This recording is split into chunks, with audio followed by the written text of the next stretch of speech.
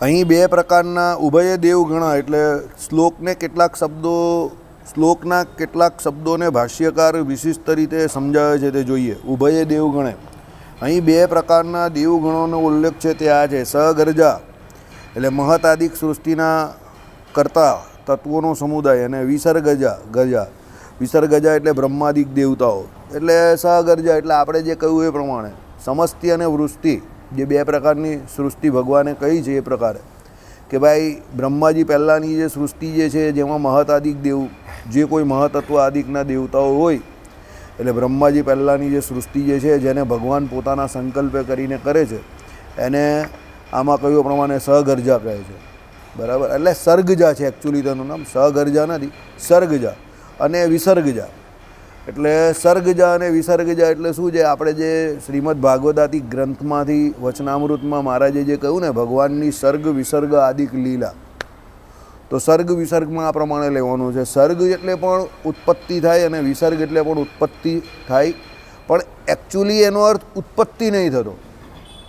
Actually એનો અર્થ થાય વિસ્તરણ, વિકાસ જે આપણે કહીએ ને તે.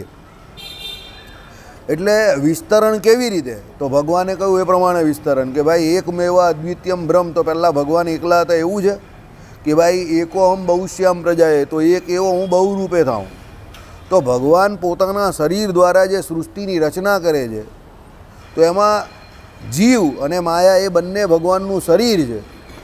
તો જીવ જે છે તે તો પોતે કુટસ્થ છે, પણ માયા જે છે એનું જે વિસ્તરણ થાય છે અને એનું વિસ્તરણ થવા માટે ચેતન એવા જીવની જરૂર છે. કારણ કે ચેતન દ્વારા જળ જે તત્વ છે એનું વિસર્ગ એટલે એનો સર્ગ કે વિસર્ગ થઈ શકે, એટલે એનું વિસ્તરણ થઈ શકે. દાખલા તરીકે આ પથ્થર જે છે તે પોતે જળ છે સ્વભાવે કરીને કે સ્વરૂપે કરીને જળ છે, સમજો. તો આ પથ્થરની જડતા જ્યાં સુધી એમાં કોઈ ચેતન વ્યક્તિ કોઈ પ્રકારે કામ ન કરે કે એની અંદર પ્રવેશ ન કરે ત્યાં સુધી આ પથ્થર જે છે તે જળનો જળ જ રહેવાનું. આપણું શરીર પોતે 24 તત્વોનું બનેલું જળ છે, પણ એની અંદર રહેલો જીવાત્મા પોતે જે છે તે કેવો છે? ચેતન છે. અને એ ચેતન અંદર રહેલો છે એને કારણે આપણું શરીર જે છે તે ટકી રહેલું છે. જો અંદર ચેતન એવો જીવાત્મા ન હોય તો શરીર પોતે કંઈ પણ કરવા માટે સક્ષમ નથી. અને વસ્તુતાએ તો એ જીવ જે છે એમાં પણ જે ઈચ્છા શક્તિ, ક્રિયાશક્તિ ને જ્ઞાન શક્તિ રહેલી છે તે પરમાત્માની છે. કારણ કે એના કર્મ અનુસારે પરમાત્મા એને એ પ્રેરણા કરે છે. બાકી જીવ પણ સ્વતંત્ર નથી અને માયા પણ સ્વતંત્ર નથી. માયા તો જળ જ છે ટોટલી. એટલે આપણા હ્યુમન બિંગ એટલે કોઈ પણ શરીર જે કયા ભગવાને 84 લાખ જાતના, એમાં જીવ અને માયાના જે શરીર જેને જે પ્રાપ્ત થયા 84 લાખ યોનિમાં, તે બધા શરીરો જે છે તે પરમાત્માના શરીર છે અને પરમાત્મા એ બધાના શરીરી છે. તો એ પરમાત્માનું શરીરી રૂપે જ્યાં જ્યાં નિરૂપણ કર્યું ત્યાં એ શરીરી પેલા જીવાત્માના પણ ખરા, ભલે એ જીવ ચેતન છે, અને પેલા શરીરના એટલે બોડીના પણ ખરા, એટલે માયાના પણ ખરા, 24 તત્વોનું શરીર જે બનેલું છે એના પણ ખરા. એટલે સ્વતંત્ર આ જગતમાં ભગવાન સિવાય બીજું કોઈ નથી. પરમાત્મા સ્વતંત્ર અને સર્વતંત્ર છે. એટલે સર્ગજા કે વિસર્ગજા જે કંઈ કહ્યું તે સર્ગજા એટલે શું છે કે સર્ગ થવો અને વિસર્ગ થવો. ફરક ખાલી એટલો જ છે કે ભાઈ બ્રહ્માજી પહેલાંની સૃષ્ટિ અને બ્રહ્માજી પછીની સૃષ્ટિ. એટલે સર્ગ વિસર્ગ આદિક ભગવાનની લીલાઓ એમ કરીને સત્સંગી એટલે વચનામૃત આદિ ગ્રંથોમાં ટીકામાં નીચે લખેલું હોય છે.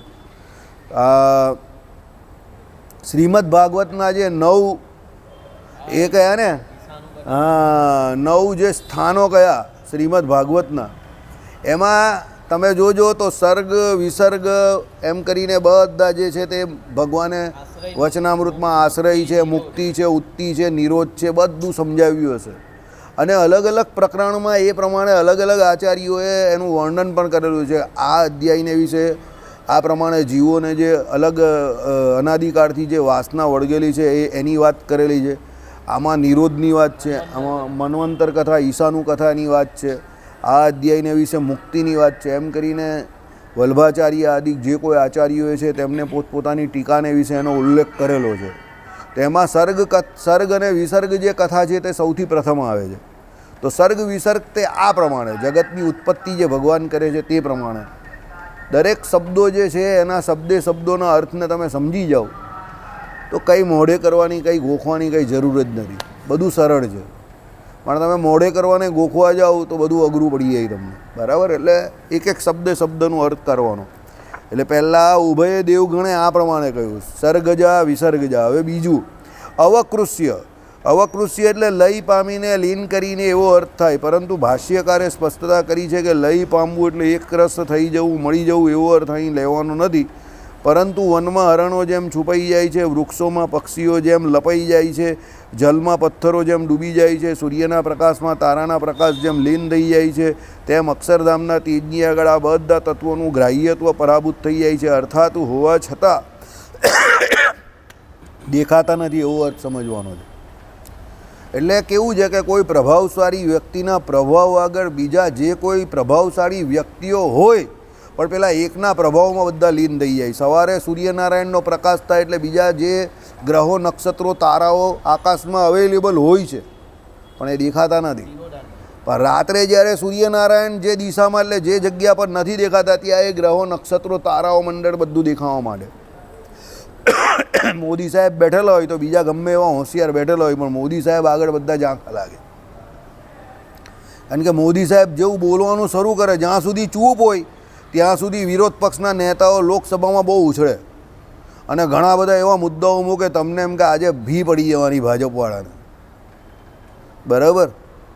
પણ પછી જેવા મોદી સાહેબ 5 વાગે બોલવાનું શરૂ કરે અને સંસદનું સત્ર એ પૂરું થાય ત્યાં સુધી બોલે, 6 વાગ્યા સુધી 6:30 વાગ્યા સુધી બોલ્યા કરે, ત્યાં સુધીમાં 1-1.5 કલાકની અંદર પેલા વિપક્ષે જે કંઈ 4 દિવસ 5 દિવસ દલીલ કરેલી હોય બધાના સવાલના જવાબ એ લોકોને આપી દે અને એવા ખતરનાક તીક્ષ્ણ બાણ મારે એ બધાની ટાઈ ફીસ કરી નાખે. કેમ? એનામાં શૌર્ય એટલું છે, એનામાં પરાક્રમ એવું છે, એનું રાજનીતિ સિવાય બીજું કોઈ ધ્યાન નથી. 24/7 એ ફક્ત રાજનીતિ જ કરે છે. એ પાર્ટ ટાઈમ પોલિટિશિયન નથી, એ ફૂલ ટાઈમ પોલિટિશિયન છે, સમજો.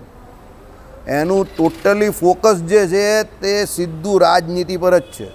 એટલે કોણ શું કરે છે, ક્યાં જાય છે, કેટલો છે, કોની કેટલી કેપેસિટી છે એ બધી જાણકારી રાખે છે અને બધાની દુખતી રહે છે જાણે છે, ભૂત ભવિષ્યને બધાના ઓળખે છે. એટલે એ શું છે ત્યાં જ સીધો એટેક કરે. એને ખબર છે કે મારે શું કરવાનું છે, બરાબર. એટલે અને એ જે સ્લોગન લાવે છે દર વર્ષે તે સ્લોગન પાછળ પણ વિપક્ષનો જ કંઈ ને કંઈ મારવાનો હેતુ હોય છે. 2022માં ને 2023માં કોંગ્રેસ અને વિપક્ષ એવું કહેતા હતા રામ મંદિર બનાએંગે લેકિન તારીખ નહીં ડિક્લેર કરેંગે, बराबर. शिलान्यास करेंगे लेकिन उसकी तारीख नहीं डिक्लेयर करेंगे एम कहता था. એટલે મોદીએ પહેલી તારીખ ડિક્લેર કરી કે 22 જાન્યુઆરી અમે રામ મંદિરનો રામ ભગવાનની મૂર્તિની સ્થાપના કરવાના છે એ કર્યું અને પછી જેટલા એણે ઘણા બધા શિલાન્યાસ કરેલા એ બધાના ઉદ્ઘાટનો કર્યા દરેક જગ્યા પર જઈને. એટલે એની ઉપરથી આ વાક્ય ક્લિક થયું. શું કે હમ જિસકા शिलान्यास करते हैं उसका अनावरण भी करते हैं, यानी ये मोदी की गारंटी है. એટલે ઇલેક્શનનું સ્લોગન શું થઈ ગયું? મોદી કી ગેરંટી है. એટલે આખા ભારતમાં સૌથી મોટી ગેરંટી અત્યારે કોની ચાલે છે? મોદી સાહેબની ચાલે છે, સમજાઈ ગયા? એટલે આ વખતનું ઇલેક્શન બીજેપી મોદી કી ગેરંટી એના સ્લોગન હેઠળ લડશે આખું. આની આગળનું શું હતું? ચોકીદાર. પેલા લોકો ચોકીદાર ચોર કહેતા હતા, આ લોકો ચોકીદાર કહેતા હતા ને, કંઈ ઘર ઘર મેં ચોકીદાર એવું કંઈક કહેતા હતા ને. હા બરાબર. એની આગળ ઘર ઘર મોદી હર હર મોદી, ચાય પે ચર્ચા, બરાબર. એટલે વિપક્ષ એને મુદ્દા જે કંઈ આપે છે એમાં એ પોતે એમાંથી જ એના સ્લોગન કાઢે છે, સમજો. એની થિંક ટેન્ક જે છે તે બહુ મજબૂત છે. આમાં આવું છે. હા, એમાં શું છે કે તમે જીતેન્દ્રિય વ્યક્તિ હોય ને જેને વિષયોમાં આસક્તિ ન હોય કે જે જગતના વિષયોથી પોતે પર રહેતો હોય ને એને બીજી બધી બાબતો ઉપર પ્રભુત્વ બહુ સારું હોય. ભગવાને કહ્યું ને જેની ઇન્દ્રિયો આમ તેમ ફરતી થઈ જાય ચક્કર વગર એનું કોઈ પણ વિષયમાં સબ્જેક્ટમાં પ્રભુત્વ નહીં આવે.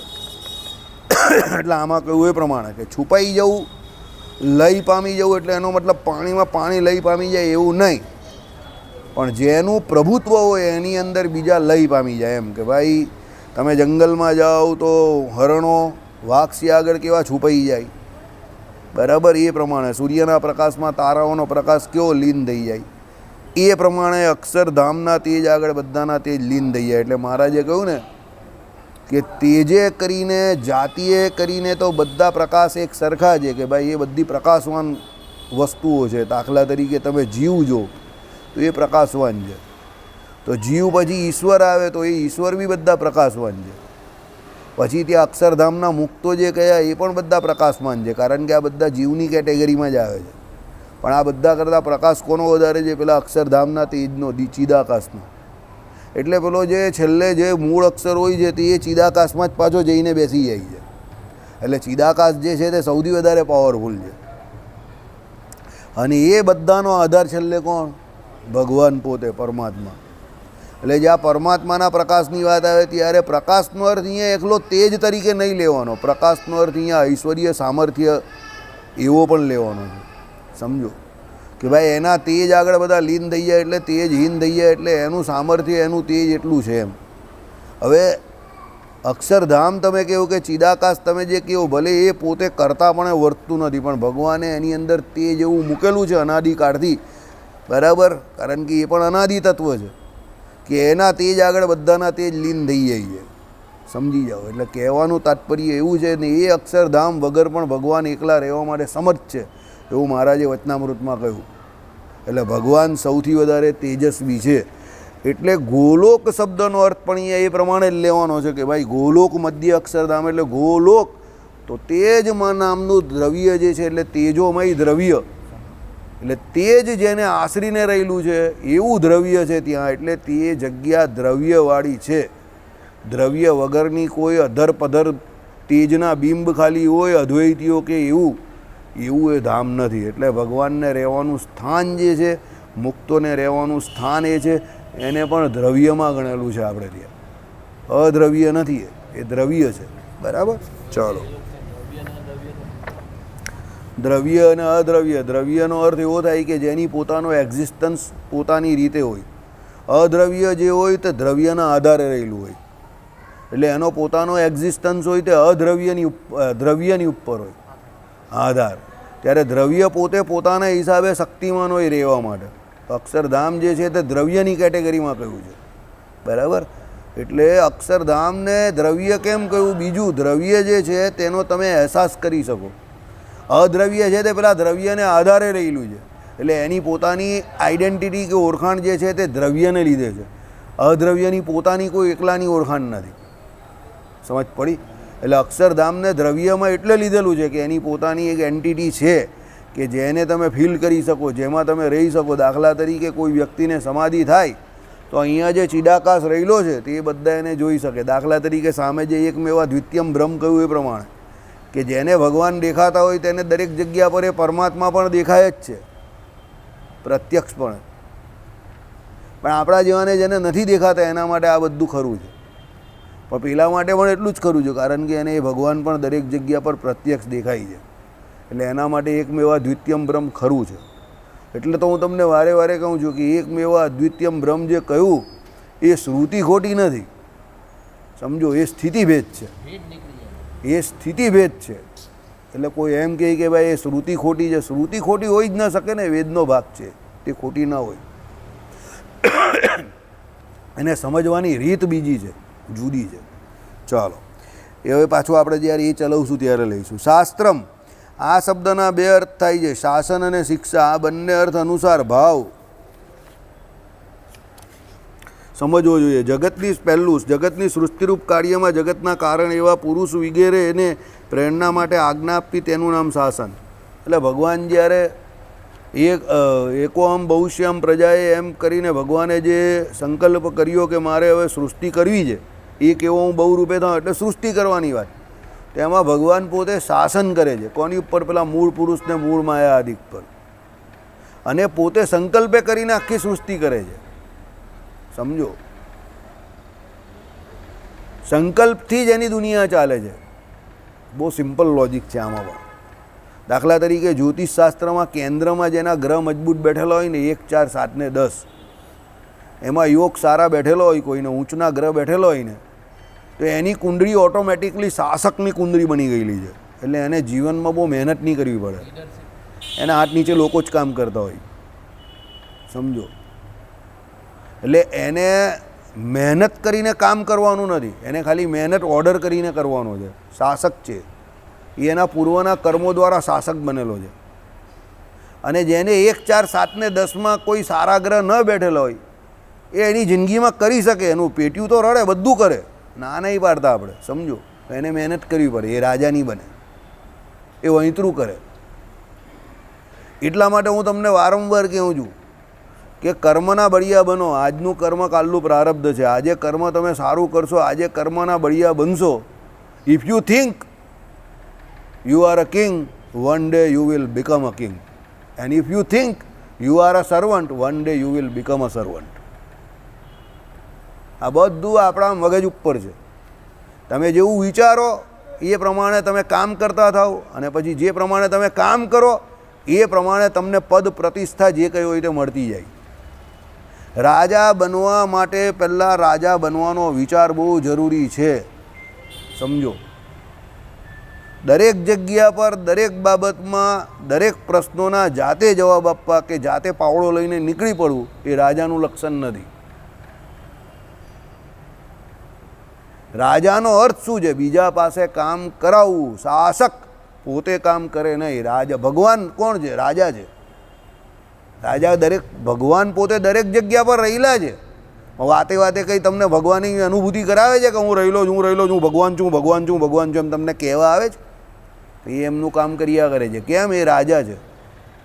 નરેન્દ્ર મોદી દરેક જગ્યા પર તમને કહેવા આવે જ બધાને, આ બધાને કે હું મોદી છું, મોદી છું, વડાપ્રધાન છું, વડાપ્રધાન છું. ના, એને જે કરવાનું તે દિલ્હીમાં બેઠા બેઠા જ કરે.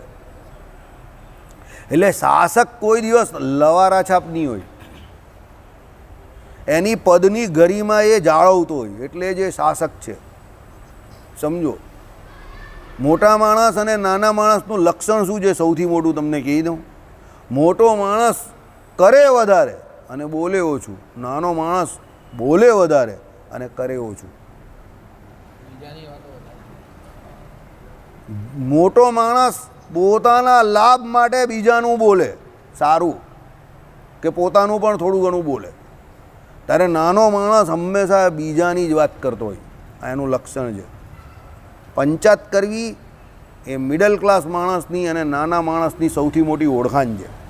એટલે જો તમારે જીવનમાં મધ્યમ વર્ગીય રહેવું હોય કે સામાન્ય વ્યક્તિ જ રહેવું હોય અને સામાન્ય વ્યક્તિ તરીકે મળવું હોય, મરી જવું હોય, તો બીજાની વાત કરજો, બીજાની પંચાયત કરજો. જે દિવસે તમે બીજાની વાત કરતાં ટોટલી બંધ થઈ જશો અને તમારું સેન્ટર કેરેક્ટર પેલું આઈની નીચે, છત્રીની નીચે, અમરેલાની નીચે આવી જશે, તમે ને તમારો ભગવાન કાં તમારે જે કંઈ કરવાનું છે એની તમારે સાક્ષી તરીકે પરમાત્માને જ તમે જો રાખશો, તમારો કંઈક વિકાસ અને તમારો કોન્ફિડન્સ કંઈ અલગ લેવલનો જ થઈ જશે. તમારો પહેલો જે ભય જે છે ને, પહેલો ભય જ દૂર થઈ જશે. તમને પોતાને ઘણા બધા માણસો ડરાવવા પણ આવશે, અને એ લોકોનો ડર એ પોતાનો સાહજિક હોય છે.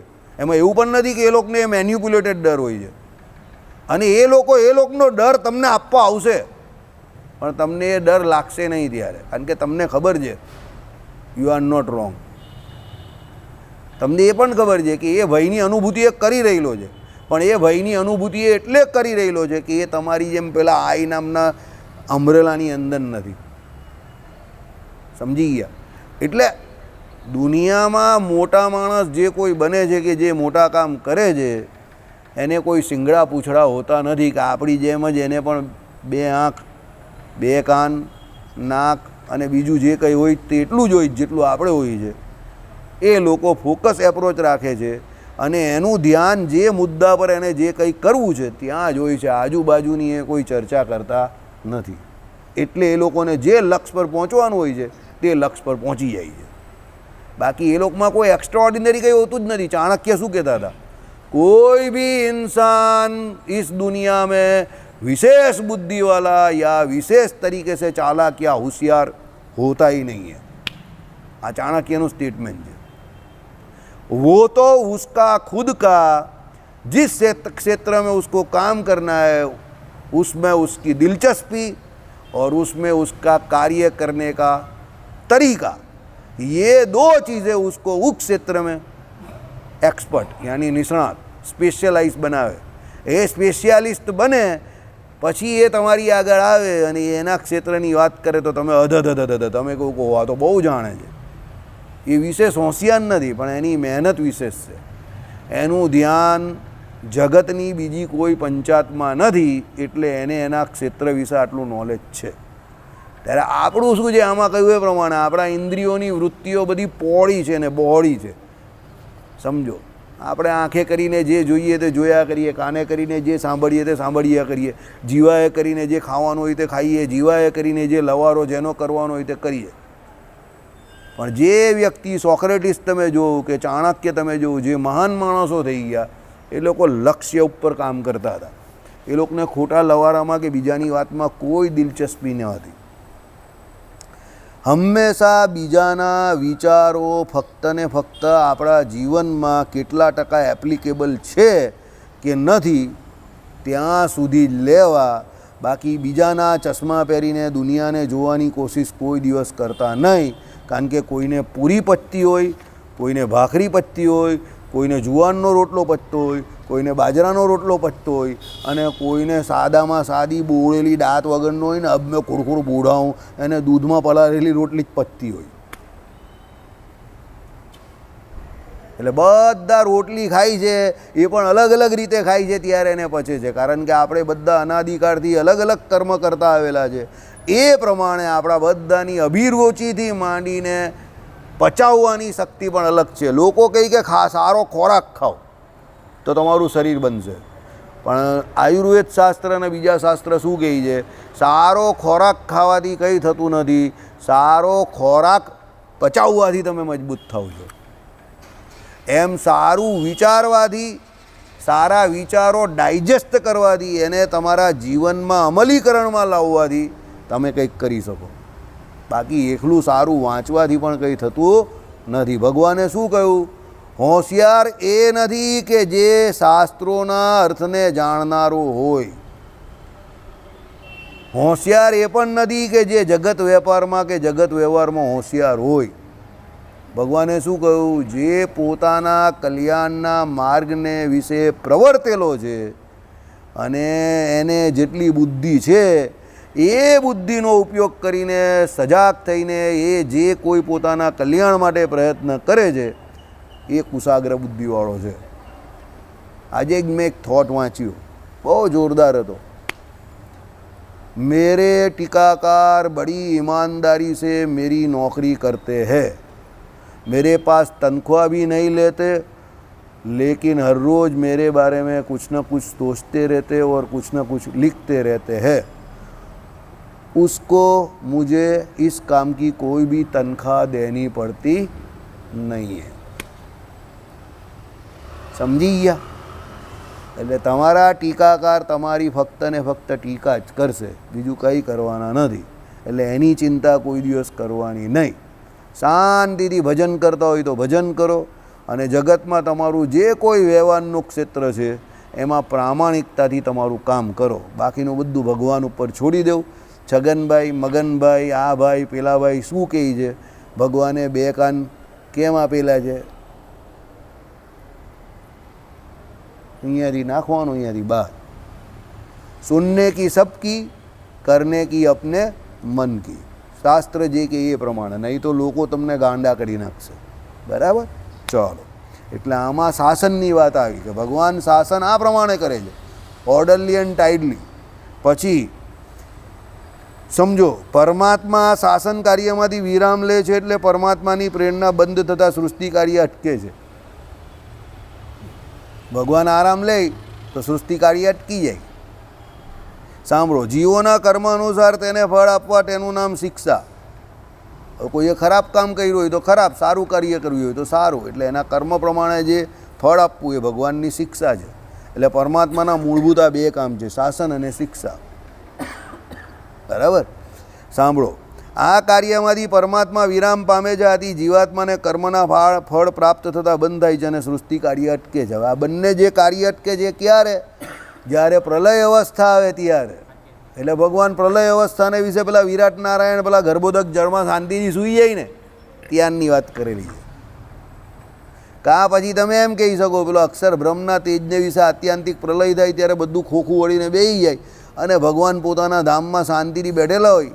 સમજો, એ પ્રલય અવસ્થામાં ભગવાનને કોઈ જીવને એના કર્મના ફળ પણ નહીં આપવાના, કારણ કે બધા અંદર માયાના ગર્ભમાં આવી ગયા.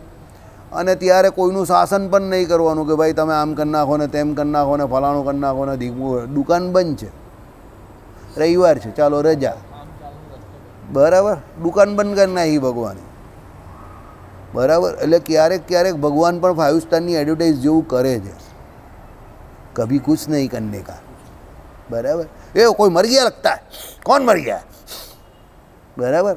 મને 5 સ્ટારની એડવર્ટાઇઝ પહેલેથી બહુ ગમે, કારણ કે એમાં પેલો હીરો મેઇન હોય એટલે કંઈ કામ જ નહીં કરતો. એમાં કોઈક તો આ દુનિયામાં છે જે મારા વિચારવાળો છે, એડવર્ટાઇઝમાં આવે છે, બરાબર. એ વિચાર એણે મારો ચોરેલો છે 5 સ્ટારવાળા, કે કંઈ નહીં કરવાનું, કભી કભી કુછ નહીં કરને કા, બરાબર. એટલે એ એડવર્ટાઇઝ એ મારા વિચારથી ચોરેલી છે 5 સ્ટારવાળાએ, બરાબર. ચાલો, એવી રીતે આવી રીતે સૃષ્ટિ કાર્ય અટકાવીને પરમાત્મા પોતાના અક્ષરધામમાં સૂવે છે. આવી ગયું ને, પ્રલય થઈ ગયો, ભગવાન શાંતિથી બેઠા, ભાઈ મને બી નિરાંત ને તમને પણ નિરાંત, શાંતિથી બેસી જાઓ, બરાબર. એટલે તમે લોકો સુરતીઓને આરસું કેવું, પણ એકચ્યુઅલી તમારો ભગવાન પણ મૂળ તો એવો જ છે, શાંતિથી ઉપઈને સૂવામાં જ માને છે. આ તો વળી ઉપાધિ તમારા જેવા જીવને લીધે જ ભગવાનને કરવી પડે છે કે ભાઈ આમ કામ કરવું જ ને તેમ કામ કરવું જ. ભગવાન કે આ બધા કામ કરવાવાળા બધા હચપચ બહુ કરે છે અંદર, જ્યાં બધાને ધંધે લગાડી દે. એટલે પછી સૃષ્ટિ પ્રકરણ ચાલુ કરે ને બધા ધંધે લગાડી દે ભગવાન, બરાબર. બાકી ભગવાન બી સૂઈ જાય છે, સમજી ગયા. ચાલો આગળ ભાષ્યકારે એક શ્લોકમાં સ્પષ્ટ કર્યું હતું કે પરમાત્માને નિંદ્રા નથી. અહીંથી પણ ફરી ભાષ્યકાર નોંધે છે કે પરમાત્માને નિદ્રા નહીં હોવાથી શયન શબ્દનો ખરો અર્થ સમજવો જોઈએ. આ દ્રષ્ટિએ તેનો અર્થ આવો થાય છે. કયો? તો સાંભળો. પોતાના ધામમાં રહેલા મુક્તો પોતાની એટલે પરમાત્માની ચરણ સેવા કરતા હોય છે. તેમની આ સેવા અંગીકાર કરવા માટે પરમાત્મા વિવિધ ક્રિયા કરે છે, જેમ કે પોતાના ભક્તો સાથે રમે, ઊભા રહે, બેસે કે હરે ભરે. આ પ્રકારના અર્થ માટે ભાષ્યકાર એટલે બહુલમેતત નિર્દર્શનમ આ 3 સૂત્ર તાકે છે અને દર્શાવે છે કે આના આધારે એક ધાતુના અનેક અર્થ થઈ શકે છે. વળી એક ધાતુના અનેક અર્થ થઈ શકે છે એટલે એક શબ્દના ઘણા અર્થ થઈ શકે. સંસ્કૃત શબ્દમાં, ગુજરાતી શબ્દમાં એક શબ્દના ઘણા અર્થ થઈ શકે. નિદ્રાધીન એટલે સૂવે છે એનો અર્થ એવો ન લેવો કે ભાઈ સૂઈ ગયા. સૂઈ ગયા એટલે શું છે કે અહીંયાની લીલા વિભૂતિ બંધ છે. દાખલા તરીકે કોઈએ લખેલું હોય કે ભાઈ આજે કામ ધંધા બંધ છે, તો કામ ધંધા બંધ છે એટલે દુકાન બંધ છે. ઘરે તો એ માણસ તમને મળે જ, એ માણસને કંઈ નહીં થયું, ખાલી આજે કામ ધંધો બંધ કરીને ઘરે બેઠેલો છે. તેમ ભગવાને અહીંયા લીલા વિભૂતિનો કામ ધંધો બંધ કરેલો છે એમ, પણ ત્યારે ભગવાન તો હોય જ એમ. હા, પેલા 4 મહિના દેવ, હા, એટલે ભગવાન તો હોય જ એમ. સમજી ગયા મારી વાત? એટલે કહેવાનો મતલબ એવો છે કે ભગવાન પોતે સ્વતંત્ર અને સર્વતંત્ર છે અને આવી બધી અલગ અલગ પ્રકારની ક્રિયાઓ ભગવાન કર્યા કરે છે એમ, મજા લેયા કરે છે. તમને બધા રમકડાની જેમ ભગવાન રમાડ્યા કરે, આમથી આમ કરે, આમથી આમ કરે, આમથી આમ. તમે બધા રમડીએ અમને રમ્યા કરો. માણસ પેલો જીવનમાં ખોવાઈ જાય, પાછો આવે, ખોવાઈ જાય, જન્મ થાય, પછી ભણવા જાય, આ તે છોકરા મોટા થાય, છોકરી મોટી થાય, ભણવા જાય, પાસ થાય, નાપાસ થાય, હસે, રડે, દોસ્તાર ભાઈબંધ જોડે થોડી મજાક મસ્કરી કરે, આમ થાય તેમ થાય. બસ આ બધું પરમાત્માની અંદર જ આ બધી ક્રિયા થાય છે. ભગવાનને બધી ખબર જ છે, બરાબર. એ પ્રમાણે આ ફિલ્મ ચાલ્યા કરે. હા, આના આધારે એક ધાતુના અનેક અર્થ થઈ શકે છે. વળી આત્યંતિક પ્રલય વખતે ભગવાન પોતાના મુક્તો સાથે વિહાર કરે છે, એ બાબતમાં શાસ્ત્ર પ્રમાણો પણ છે. એટલે ભગવાન પોતાના મુક્તો સાથે ત્યાં વિહાર કર્યા કરે છે. એટલે ભગવાનની એ લોકો સેવા કરે ને ભજન કરે. મહારાજે નહીં કહ્યું મુક્તાનંદ સ્વામીને બ્રહ્માનંદ સ્વામીના પદ ત્યાં ગવાય છે, તો પદ ગવાતા હોય તો શું કરે? ભગવાન મજા જ લેતા હોય ને, મોજ લેતા હોય ને, એટલે ત્યાં અક્ષરધામમાં ગવાતા હોય તો પછી વાંધો જ કા છે. એવું થોડું કે આ લોકમાં ગવાય છે, અક્ષરધામમાં પણ ગવાય છે, બરાબર. બધા શાંતિથી ત્યાં પણ જ્યુસ બૂસ લઈને બેસતા હશે, ત્યાં જ્યુસ નહીં આવે. પણ આ શ્લોકના સત, અસત અને ઉભય શબ્દોને નિત્યાનંદ સ્વામી આ રીતે સમજાવે છે. અસત એટલે સૂક્ષ્મ હોવાથી દ્રષ્ટિગોચર થતા તે મહત આદિ તત્વો, બરાબર. અસતમાં શું આવે? પેલા મહતાદિક તત્વો આવે, કારણ કે એ કાર્ય અવસ્થામાં આવે એટલે એ અસત કહેવાય. કેમ? એ આમ ફેલાય અને પાછો એનો નાશ થાય, સંકોચાય, એટલે એને અસત કેટેગરીમાં લીધું. એટલે શું કહ્યું? સૂક્ષ્મ હોવાથી દ્રષ્ટિગોચર થતા નથી. હવે એ મહતત્વ આદિ બધા બહુ સૂક્ષ્મ કયા, તે આપણે નજરથી દેખાતા નથી, તે મહત આદિ તત્વો, બરાબર. પછી સત એટલે દ્રષ્ટિગોચર થતા પૃથ્વી આદિ તત્વો. સતમાં અહીંયા શું કહ્યું? પૃથ્વી આદિ તત્વો આ બધા મોટા મોટા જે દેખાય એ તે આપણે એને સતમાં કહ્યા. અને ઉભય એટલે વિરાટ આદિકના શરીરો, એટલે વિરાટ પુરુષ આદિકના જે શરીરો એને ઉભય કહ્યા, કારણ કે એની અંદર બીજ રૂપે બધા નાના નાના જીવ પણ રહેલા છે અને શરીર રૂપે મોટા મોટા બ્રહ્માંડો જે છે તે શરીરો પણ રહેલા છે. એટલે ઉભય એટલે બંને, સત અને અસત બંને આવે છે એમ, એટલે એને ઉભય કહ્યા. આપણામાં પેલા ઉભયલિંગી પ્રાણી નહીં આવતા, પેલા પાણીમાં પણ જીવે અને જમીન પર પણ જીવે. કોણ? દેડકો એવો હોય જ ને, કંઈ મગર કે દેડકો એવું કંઈક હોય જ ને, તેવું એમ. એટલે એમાં સત પણ હોય ને અસત બી હોય. હવે વિરાટનો દેહ હોય તો એ બહુ મોટો કયો છે શ્રીમદ ભાગવતમાં કોઈ એ પ્રમાણે, એનો જીવ છે તે નાનો છે, તો જીવ જે છે તે ન દેખાય એવો, બરાબર, અને શરીર છે તે દેખાય એવું એમ. એટલે એ પ્રમાણે પણ એના અર્થ થાય. એટલે એક ધાતુના અલગ અલગ અર્થ થાય એમ. પ્રકરણે બધાના અર્થ એક સરખા લેવાના નથી, કૂટ નહીં કરવાનું. જ્યાં જેવો અર્થ થાય તે પ્રમાણે તમારે અંગીકાર કરવું પડે એમ. શાસ્ત્રો જે છે તે ફ્લેક્સિબિલિટી માટે છે. સંદર્ભ તાકતા તમને આવડવું જોઈએ. ભાઈ દરેક જગ્યા પર તમે એકને એક એનો અર્થ કૂટ કરો તો પછી આ અક્ષર શબ્દના અર્થની જ કેટલી મગજમારી છે, અને આખો એક નવો સંપ્રદાય ખુલી ગયો એમાં. અને અક્ષર શબ્દને એ લોકોએ કર્તા તરીકે ઉપયોગ કરી નાખ્યો, અને એમાં કર્તા તરીકે બિચારા ગુણાતીતાનંદ સ્વામીને જબરજસ્તી બેસાડી દીધા, બરાબર. પણ હકીકતમાં તો અક્ષર શબ્દનો અર્થ તો એ ધાતુ છે, અક્ષર તો શબ્દ છે, ને અક્ષરના તો ઘણા બધા અર્થ થઈ છે. અક્ષર એટલે શું? તો જેનો નાશ ન થાય તે. તો નાશ તો માયાનો પણ નહીં થતો, ને જીવનો પણ નહીં થતો, ને પરમાત્માનો પણ નહીં થતો. તો એ ત્રણ માટે અક્ષર શબ્દ વપરાય. તો પછી તમે એકલા ગુણાતીતાનંદ સ્વામી માટે કેમ વાપરો? માયા તમે જોવો તો વિસ્તરણ પામે ને સંકોચને પામે, પણ સંપૂર્ણ નાશ થોડી પામે છે, તો એને પણ અક્ષર કહેવાય. જીવ જે છે તે ગમે તે લય પામે કે પ્રલય અવસ્થામાં પણ માયાના ગર્ભમાં જાય તો જીવ હોય તો છે જ ને, ભલે કંઈ કરતો નથી પણ હોય તો છે જ ને, એ પણ અક્ષર છે. અને પરમાત્મા તો કદાપી નાશ પામતા જ નથી, એ તો બધા જ જાણે છે, એમાં તો કંઈ કોઈને ડાઉટ છે જ નહીં. તો પરમાત્મા પણ અક્ષર છે, તો પછી એકલા ગુણાતીતાનંદ સ્વામીને અક્ષર શું કામ કહેવાય? હા ભાઈ, એ લોકો તો ઠીક, આપણા વાળા ગોપાળાનંદ સ્વામીને અક્ષર શું કામ કહેવું? એ તો દુનિયા મુક્તો જે છે તે પણ અક્ષર મુક્તો જ છે બધા જ. અને અહીંયા રહેલા બદ્ધ જીવ છે તે પણ અક્ષર જ છે, એનો કા નાશ થાય છે? જીવ થોડો નાશ પામે છે, એ પણ નિત્ય જ છે, સમજો. એટલા માટે એ લોકોએ જે ગુણાતીતાનંદ સ્વામીને અક્ષર બનાવીને પાછું એનું કંઈ ભાષ્ય કર્યું ને આ ને તેને શ્રીભાષ્ય કર્યું, તેને કાશીના પંડિતોએ શું ફેલ કરી નાખ્યું ને એની પર ચોકટ મારી દીધી કે BAPSનું જે તત્વજ્ઞાન છે તે કેવું છે? ફેલ છે. એ તો આપણાવાળા એને પોલિટિકલ કારણોને લીધે BAPSને આપણી સંસ્થા જોડે તત્વજ્ઞાનની દ્રષ્ટિએ કોઈ લેવા દેવા નથી એવું વડતાલ સંસ્થા ડિક્લેર નહીં કરતી. બાકી તાત્વિક દ્રષ્ટિકોણથી જોવા જાય તો વડતાલ સંસ્થા એમ ડિક્લેર કરી શકે છે કે ભાઈ BAPSના તત્વજ્ઞાનને અમારા તત્વજ્ઞાન જોડે કોઈ લેવા દેવા નથી, અમારું ઉદ્ધવ સંપ્રદાયનું તત્વજ્ઞાન આખું અલગ જ છે. BAPSમાં કોઈ તત્વજ્ઞાન જ નથી એકચ્યુઅલી, એ તો ખાલી વાતું છે એ લોકો પાસે, તો બીજું કંઈ છે જ નહીં ને. વાતું તો તત્વજ્ઞાન તરીકે આવે જ નહીં, સમજો. બ્રહ્મસૂત્ર ભાષ્ય જે ગોપાળાનંદ સ્વામીને મુક્તાનંદ સ્વામીએ કર્યું તે કોના સિદ્ધાંત પ્રમાણે કર્યું? તો વિશિષ્ટાદ્વૈત વેદાંત પ્રમાણે કર્યું. તે શ્રીજી મહારાજે માન્ય રાખેલું છે. તો એ વિશિષ્ટાદ્વૈત વેદાંત પ્રમાણે બ્રહ્મસૂત્ર ભાષ્ય જે મુક્તાનંદ સ્વામીને ગોપાળાનંદ સ્વામીએ કર્યું તેમાં અક્ષર શબ્દના ઉલ્લેખમાં કોઈ ગુણાતીતાનંદ સ્વામી કે ગોપાળાનંદ સ્વામીનો ઉલ્લેખ નહીં કર્યો.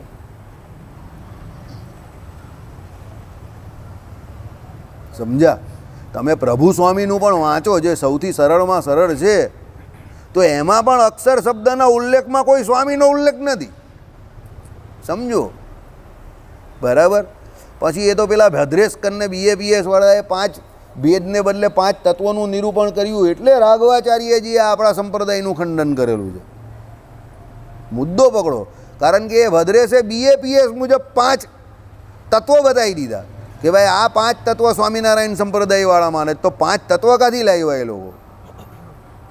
પણ ત્યારે આપણે બેટ લઈને મેદાનમાં નીકળવાનું હતું કે ભાઈ અમે 5 તત્વની, તત્વ તો તમારા રામાનુજ વેદાંત પ્રમાણે અમે પણ 3 જ માનીએ છીએ, અમે 5 ભેદ કહીએ છીએ. અને 5 ભેદ શું છે?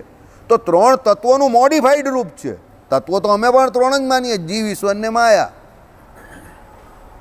પણ પોલિટિકલ કારણ ઘણા બધા છે, ઘણી બધી રીતે પોલિટિકલી આપણાવાળાને જે કોઈ અત્યારે પરિસ્થિતિઓ બધી વ્યવહારિક સર્જાયેલી છે તેને એમને એમ રાખવા માટે પેલા લોકોનો સહકાર પોલિટિકલી જોઈએ છે, એટલે એનું ખંડન કરતા નથી. બાકી હરજીવનદાસ શાસ્ત્રીએ તો ચોખ્ખી ના પાડી દીધેલી કે આપણે એ લોકો જોડે કોઈ લેવા દેવા જ નથી. એટલે હરજીવનદાસ શાસ્ત્રીની આ લોકો કમિટી બોર્ડ જે છે અને સ્કીમ જે છે તે સ્કીમને માને છે, પણ હરજીવનદાસ શાસ્ત્રીના સિદ્ધાંતને નહીં માનતા. હરજીવનદાસ શાસ્ત્રી એમના કોઈ પણ પુસ્તકમાં આચાર્ય વિશે કંઈ નહીં કહ્યું, યાદ રાખજો. એટલે કહેવાનું તાત્પર્ય એવું છે કે તત્વજ્ઞાનમાં પહેલાં તત્વને સમજવું પડે તમારે. તમે સમજો નહીં અને ખોટા ખોટા લવારા કરો તો ગરબડ થઈ જાય. બરાબર? સમય થઈ ગયો આપણો? 10 મિનિટ બાકી છે. તો આ ઘડિયાળ કેમ આગળ છે? ઓકે. પેલા ભગતનું પછી મને ડિક્લેર કરવાનું યાદ કરાવો. તમારું નામ શું ભાઈ? તિવારી જીતેન્દ્રભાઈ. ઓકે. હા હા, એ તો ખબર છે. આ રીતે સૃષ્ટિના સર્જન પહેલાં પરમાત્મા હતા. જો આવી ગયું. તે પછી સૃષ્ટિ થઈ, વળી સૃષ્ટિ કાર્ય સમાપ્ત થયા પછી પણ કોઈ ન હતા. તેથી તમારું સૃષ્ટિ સર્જન પહેલાંનું અને પ્રલય પછીનું સ્વરૂપ કોણ જાણી શકે? સૃષ્ટિ થઈ નથી ત્યારે તો અવતાર લઈ એટલે અહીંયા ભગવાન આવે એટલે ભગવાનને આપણે ઓળખીએ. બાકી એ પહેલાં ભગવાન ધામમાં શું કરે તે તમને કાં ખબર છે? અને લય થાય પછી પણ સૃષ્ટિ ભગવાન શું કરે તમને કાંથી ખબર હોય? લય થાય ત્યારે તમે જ નથી હોતા, તો પછી તમે જ માયાના ગર્ભમાં હો તો પછી પરમાત્માનું નિરૂપણ કોણ કરે? સમજો. પેલો કંઈ મોસાળે જમણવારને માં પીરસનાર, પણ એ ખબર ક્યારે પડે? તમે મોસાળે જાઓ તો ખબર પડે ને. બરાબર? તમે મોસાળે ગયા જ નહીં હો તો તમને કાંથી ખબર પડે કે મોસાળે જમણવારને માં પીરસનાર? બરાબર? એવો અહીં પ્રશ્ન છે. ભાષ્યકારે દર્શાવ્યું છે કે કોઈ જાણી શકે નહીં, પણ સૃષ્ટિ સમયમાં મહાપુરુષોના સત્સંગથી જ પરમાત્માના આ સ્વરૂપને સમજી શકાય. એટલે તમે ભગવાનને ઓળખો ક્યારે?